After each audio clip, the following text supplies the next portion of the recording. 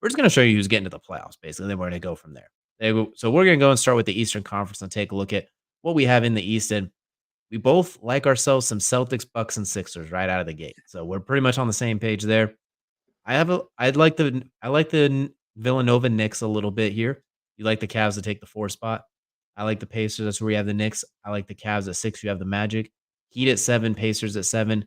Magic at 8. Raptors at 8. So similar teams where we are different is you do not have the Heat getting in there, and I do. You have the Magic. You have the Raptors getting in there, and I don't. So showing some love to our neighbors up north, I see, but no love for South Beach for you. Yeah, I think it's just down to offensive firepower. I think the loss of Martin is going to be very painful for the Heat. I do think that was just a loss you couldn't afford. I do think the Raptors are that sneaky team. They always have been. That team that just flies down from Canada, beats a team, rolls back up to Canada, hangs out with Drake, and then goes back and forth. It's just kind of frustrating to deal with the Raptors. And to be honest, full disclosure, they were my 10 seed, but again, play-in matters in the NBA, and their play-in matchups got them up there. The Heat were the 9 seed. So I do think the Heat are going to be in a play-in game, which if you count that for playoffs, okay, sure, they're in the playoffs. We don't count it for the playoffs. We just count about who cares, who gets after the play-in game. So for me, yeah, that's why I have the Raptors over the Heat. But they were close. I mean, we're talking 2 games, between the two of them. I think the rest of our picks, though, it's ironic that we have so many similarities. The first 3 when we saw this graphic, I laughed because I thought we had the exact same list after that, and then yeah, it changes it up so much. I'm surprised you don't like the Cavs as much, though. I got to be honest. I thought you'd be a little bit more favorable to the Cavs. I love the Cavs because I love Donovan Mitchell. I also am kind of a little bit worried about health because we've seen in the last 3 years, health has always kind of spiked them at some point. I love Evan Mobley. I think him and Donovan Mitchell are going to be an electric duo, and Darius Garland's really good. I think they just got a weird the health thing plus sometimes between the coaching staff and the players and just the scheme fit. Sometimes they go through stretches where you just scratch your head like, what are we doing? And they go through stretches where they look like a true contender for the East. I need them to find an even keel for me because it's been the last 3 years. It's been like the same story where awesome. Oh God. Oh, I just want to find an even keel where everyone stays healthy and flows and molds together. But I do like them a lot. I think they'll make some noise in the playoffs. I think they're going to be a good squad. I think the Pacers with a healthy Tyrese Halliburton are going to be very, very good. I'm presuming he's going to be healthy as well. And then I think the Knicks too. I think it's going to be slow to start the year. I think what's going to be great is we have the ultimate matchup. Thibodeau's hard-nosed play, everybody 45 minutes versus the ultimate Iron Man and Mikal Bridges. Who is going to break first? Damn it. I can't wait to see this. Is the ultimate clash of titans taking place on the single team. Jalen Brunson needs to quit being completely fouled. His game needs to quit being based on just getting fouled from behind every time. I say that jokingly. It's that we gave James Harden a tough time about drawing fouls. We're going to do the same with Jalen Brunson. Yeah. I think Karl Anthony Towns is going to assimilate just fine. I know they just got absolutely lambasted by the Celtics, but as we could both see, we both like the Celtics a lot. That is a 2004 Pistons team on steroids. That is a loaded squad. So I like a lot of these teams too, but I like the Cavs. It feels like the East, there's like 9 teams to pick 8 spots. I feel like Yeah. it's not overly deep compared to like the West, where I think we'll have a little bit more differences on who even gets in. Yeah, exactly. And I just one thing to kind of cap off that Knicks thing that I just need to mention Cat because I've been the biggest complainer on the way Cat plays. Nobody watched game 1. Dude played down low a majority of their offensive plays, which is all I've been asking for his entire career. And guess what? He dominated. He did extremely well down low in his first game, really playing that position in his entire NBA career. Thank you, Thibodeau, for forcing Karl Anthony Towns into the paint or Jalen Brunson, whichever one of you did it. Hmm. Also, Mikal Bridges, I just need him to go back to his regular jump shot, please, because this new jump shot sucks. I bet that I need him to get over 14.5 points, and the fact that he would watching those shots gave me anxiety. Luckily, he kicked it in the gear in that 3rd and 4th quarter and started making some. But we agree, Mikal Bridges, just go back to the OG shot.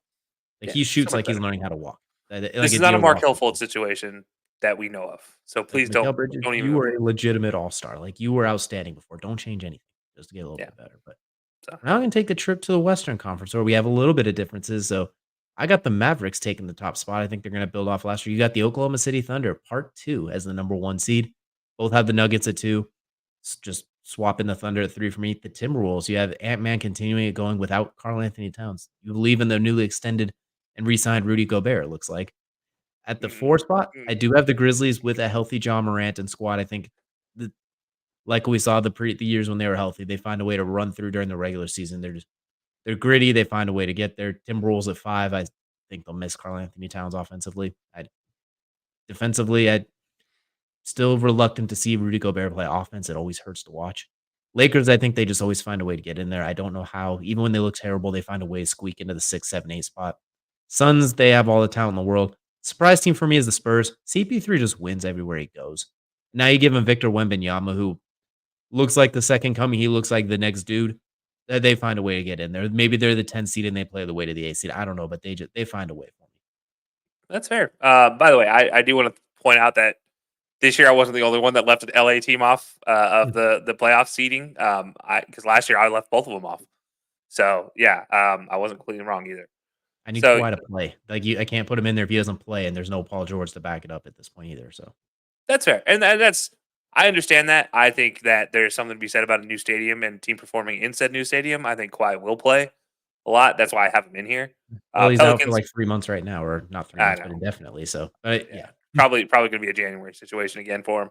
But yeah, I think the Pelicans is a team that sneaks in there at 8, and then you didn't have the Kings. I do have the Kings getting in there. it They're hurt still me. a really I good had him team. in there, but I love your Kings. It hurt me, but Yeah, I think they're still a really good team. I think Kevin Werder is coming into his own, and there's a potential this team trade somebody in the midseason to get a little bit better.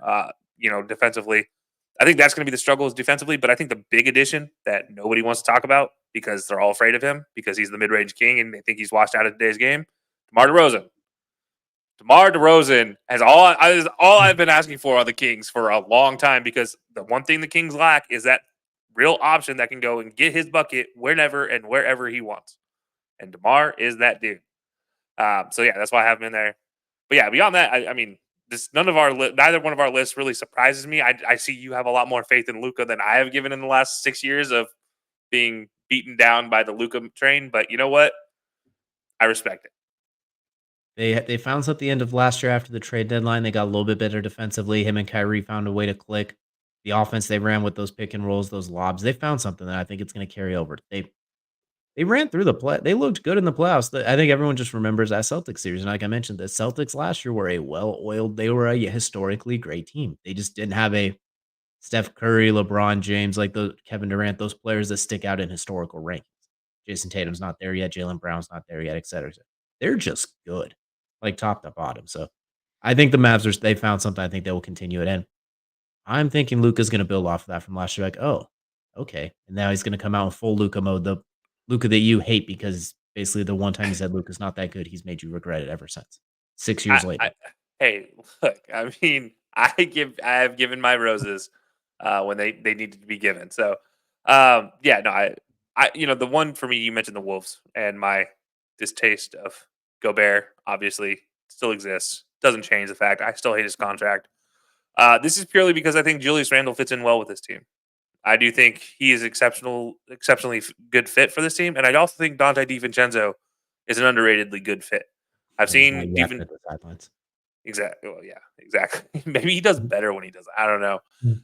I still think Nas Reed is a great player to come off the bench as well, and Nikhil Alexander is also a guy that people are underrated. And I think we saw it down the stretch last year when dude is scoring 20 points a game. Like he can still play, and we all know Ant again. Everybody's watched the show in the past. You've heard me talk about Ant not being a top 20 player in the game, especially on Jared's show, and I like to give him crap about it. I just said I asked for him to prove it. He proved it. Ant He proved that did. he is a top 20 player in the game. I'm accepting of that, and that is why I have him at 3. I think I will say this, and I'm predicting this now: the top 4 seeds in the West, 5 games between them. That's the most I think that stretch will ever get. And I don't mean like 5 in the standings. It's like 2.5 is really what it's going to be. Difference between the 4 teams. I think it's gonna be a lot like we saw last year, where the final game of the season actually did shake up standings a little bit. Like the Spurs beating the Nuggets at the end of the season last year actually dropped him out of that one spot, and I think we'll see a lot of that again this year. And the one thing about Ant Man is that he's gonna bring it to everybody. As soon as Bronny James checked in yesterday for like 2 minutes, he's immediately in his ear before they even get the ball to the out of bounds guy. So at least you gotta love that about Ant. He's every bit as advertised when it comes to that for sure. And I think he's gonna be awesome this year too. But this is what we have going into the playoffs for both teams. Now we'll go and take a look at how we think it's going to play out. So We're gonna just skip ahead. We're gonna go right to the conference finals for each side, and I have the Mavericks taking on the Nuggets 1 versus 2, and then the Celtics taking on the Bucks 1 versus 2.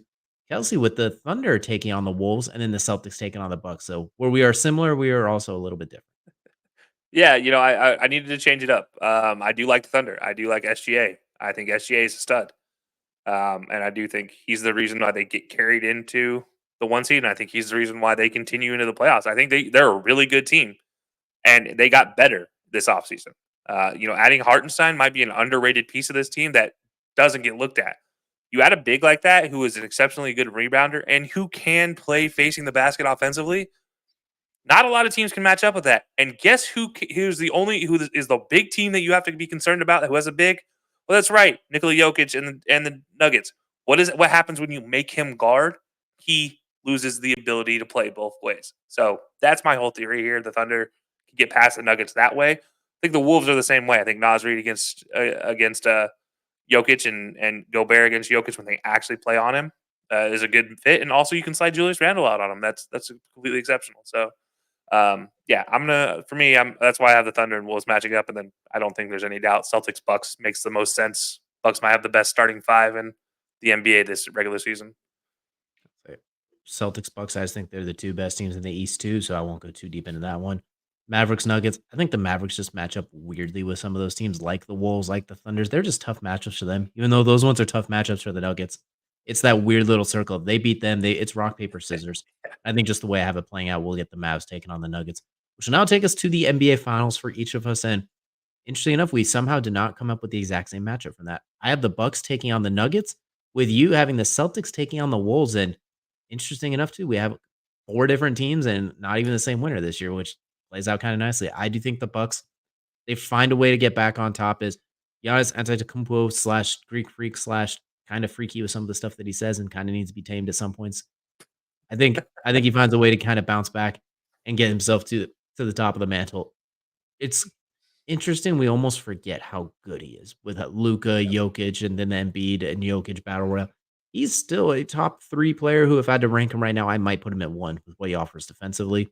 I think him versus Jokic is a modern day Goliath matchup since they both do so much operating down in the paint. Jokic is obviously thicker, could back him down. They have Brooke Lopez. I know all of that, but I think Dame Lillard and Giannis in year 2, I think the experiment's gonna work a lot cleaner. They're gonna stay healthier. I do worry with Doc Rivers as the head coach, I'm not gonna lie. I know he's world champion, all that sort of thing, but that team got bad when he stepped in last year. I don't I don't think that's gonna continue. I think this year it's gonna kind of round into form. I think they're gonna find a way.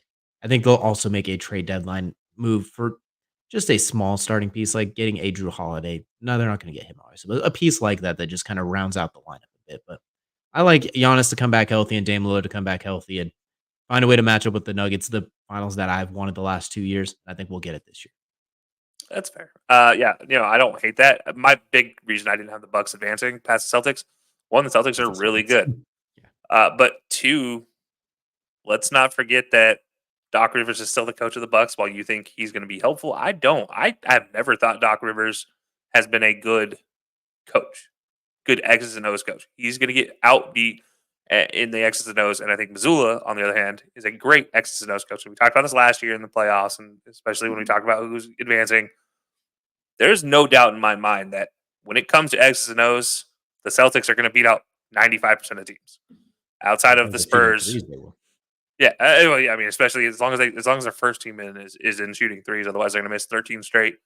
Could have used that 30th last night, but anyways, for me, I have Celtics Wolves, and I think, as I said, Ant proved he's a top 5 guy, not top 5, sorry, top 10 guy in my eyes right now in the Out to NBA. be a top 5 guy, it looks like. Probably going to be a top 5 guy by the end of the season when he continues on this projection. And look, I think Julius Randle is the piece he needs. I think he needs somebody who's willing and able to go down low and battle. And as much as, again, talked about Cat did it in game 1 for the Knicks, that's what the Knicks now. He never did it for the Wolves. Because if he did it for the Wolves, I, oh my gosh, he might have actually won an MVP. But no, and on the other hand, though, is like he knows how to control his team. He knows how to go and get it. He can get assists as well. He can get rebounds. Julius Randle, Rudy Gobert's defensive abilities. Yes, he is a purely like formation defensive good guy, but so be it. You know what? It works in the NBA. And then on top of that, again, DiVincenzo I think is a difference maker, and I think that gives them an opportunity to match up with the Celtics, which is why I have the Wolves winning and Anthony Edwards getting the MVP. Absolutely. Then just recap that. I have the Bucks taking on the Nuggets with Giannis Antetokounmpo getting MVP. So we should have if either one of these come to fruition, we should have a very fun matchup. But we're gonna spend some quick time giving out a little bit of hardware for the NBA regular season award winners that we have. I like it because the one thing we both did here is the last 6 years we've had 3 MVP winners. 3 have been Jokic, 2 have been Giannis, and 1 has been Embiid. So we're mixing it up a little bit. I like this. I got Luka taking it. I think continues what he did last year, puts up a bunch of numbers. SG, I'm guessing you have him winning the scoring title with having him as Hmm. MVP with the way he gets buckets. Like I'm guessing like 32 points a game, leading the NBA is what you have him at this point. Yeah, yeah, pretty much. Potentially averaging double double assist to points type of situation where he's averaging almost 30 and at least 11 assists is what I think. But yeah, no, SGA is, if anybody's watched him play, him on this team is going to be fun to watch. Health, as long as he stays healthy. That's always the caveat for this. But yeah, I love the Luca pick. He's my number 2, but SGA is, I think he's going to be the difference maker for me. The certified bucket, and unless you bet the over for his 3-pointers, then you're gonna be disappointed even if it's Yeah, 1. don't do that. Like, every time. Never do that, but defense player, I think Evan Mobley rounds back out into form. I think we get to see what got him in the running a couple years ago, but just lost it inexplicably. I think he'll find a way to get back, and I think there will be a little bit of hesitancy for Wemby. Much as people want to, I think there will be some that will hesitate. It's gonna be a close race. Dalton Connect, Rookie of the Year, he's ready to go. I think he's one of the like what Kyle Kuzma was, he's just ready to go now. I'm not saying he has the highest ceiling, but I think he's ready to go now. Then JJ Redick, I think, is going to coach of the year because that roster's kind of messy. It's his first time coaching. And he has a household name on top of it. There's just a lot of things that if they get to the playoffs, especially the 6th seed, like I have them doing, all signs are going to point to him at that point because the rest of them all kind of fall in line with what you expect. Where with him, it's like, oh, he did that while dealing with that circus sideshow in his first years ago. Okay. So I'm going to give JJ Redick some love. And this is also after the fact, which is kind of cheating too. I liked what he did in game 1. I liked how he coached. I like what he did with the sets with the players. And I think he's going to continue that. So, Kelsey, it looks like you're going a completely different direction, which is exactly what I would expect. Yeah, I'll go to the coach in a minute. I need to go back to the Wemby thing for a second. If voters don't stop getting in the way of giving players their roses, I'm gonna be pissed. Like this is You and so me both. frustrating. The dude is it already should have been a defensive MVP. Already should have been as a rookie. Now you're giving him an extra year. He's gotten in the weight room. He has gotten bigger. It's still on a very slim frame. He is an alien. His logo is still one of the best in the league. I did digress. Anyways, the dude is a stud. Any reason the Spurs make it anywhere in this season is going to be because of Wemby, offensively and defensively. I know you said that it's down to Paul being on the team with him. That's part of it because somebody's actually going to pass the ball when he's wide open for dunk. That's all I But on the needed. same They side, didn't do it last year. That's all I need. yeah, like Wemby is just such an alien defensively that people are afraid to. He affected more shots in half of a season than Rudy Gobert did all season. Uh, how do you not win Defensive Player of the Year? I don't get it. But in that same vein, I'm going with Zach Edey for Rookie of the Year because I think Zach Edey, starting center on a team that has playoff aspirations in the Grizzlies, who look good and who need a solid center. And Zach Edey, you don't win a Naismith Player of the Year and suck. He might be slow, but he doesn't suck. So as Gobert has won Defensive Player of the Years many times for being big guy in middle of court, Zach Edey has an opportunity to be big guy in middle of a court. And by the way, he has the offense that Rudy Gobert lacks. So that's why I have him Rookie of the Year. He is the favorite right now. Yes, it's low hanging fruit. I don't care. I'm tired of getting in my own way and getting things wrong every year. And Coach of the Year, I'm going with Mark Daigneault. I think I said that right. He's not the household name, obviously, because I had to look up how to pronounce his name, and I think I still mispronounced it. But he is the Thunder's coach, and if you don't see what he did last year, he's going to do the same thing this year. That team got better. It's just a matter of putting the pieces together and making sure you can excel, which I don't think he has any issues with doing. And I think if the Thunder finish first in the West, I have them getting to the Eastern Conference Finals as well, and then obviously SGA winning the MVP. There should be no reason that the Coach of the Year goes for that team. That's like it just makes common sense. But again, voters are voters. So Angel Reese as an MVP vote also still irritates me, and these are the same type of voters. So We're not gonna get too much into that one, but here's what we're looking at for our award winners for our predictions as well too. A little bit of difference, but a whole lot of fun. I think all of these have a very decent chance of happening as well too. So those of you tuning in, be sure to let us know down in the comments below which one of us do you think is closer to being right, or which ones do you think, or are they just all terrible, and who you think is going to be the actual award winners for them as well too. But